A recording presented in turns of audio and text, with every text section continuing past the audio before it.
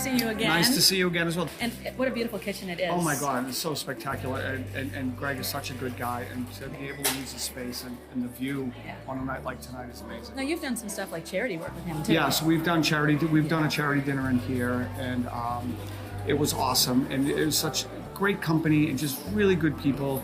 And for someone who he works very hard, but he's very caring about about people. It's awesome. So, all right. So what are we making? We're gonna make the butternut pear bisque with the lobster. Yeah. And so when you're home, are you the daddy chef too? Well, or do you share the love over there? We share cooking because there are times where I'm just not home. It's just work, right? And so there's that. But people ask me what's my favorite thing to cook, and I said whatever my kids want. And so I've let this caramelize a little bit, and now I'm going to throw in the squash. And that's butternut squash. That's butternut squash.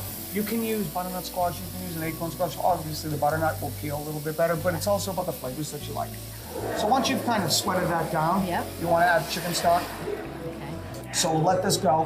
While that's going, what we can do is we can start the garnish for it, for the dish itself. So we're gonna saute some squash and some pears and a little bit of onion.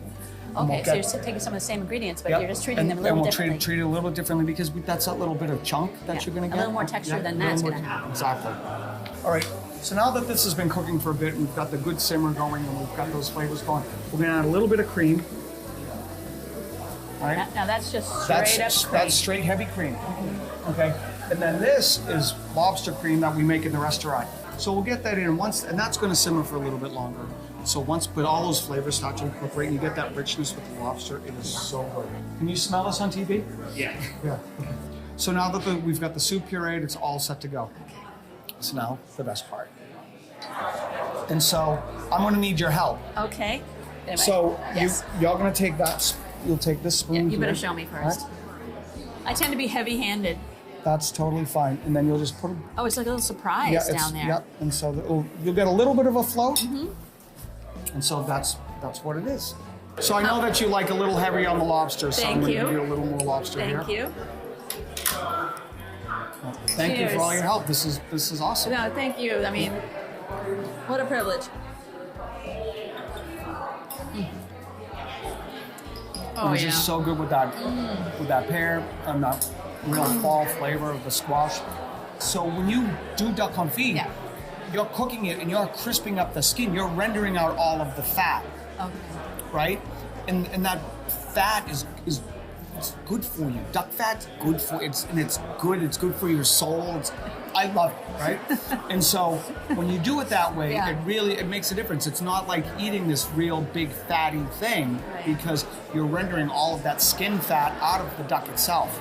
And then you get that skin nice and crispy. So anyway, then the next thing we want to do is we have Gorgonzola Dolce, right? Which is slightly sweetened. It's got a little rind on it.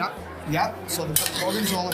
So I've got a little bit of mascarpone, and so all I want to do is. Are you mixing? Okay, get start to get this. Okay, that just like that. Go.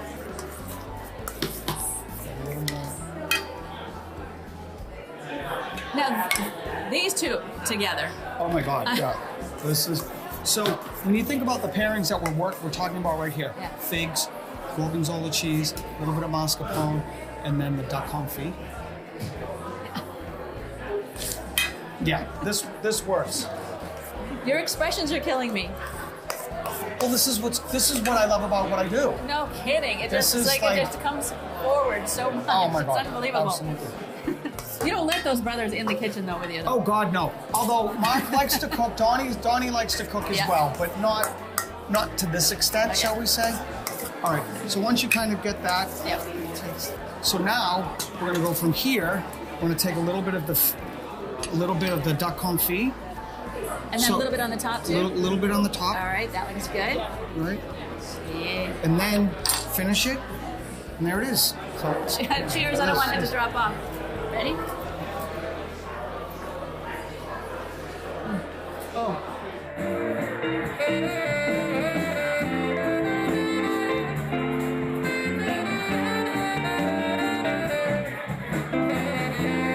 So another amazing episode.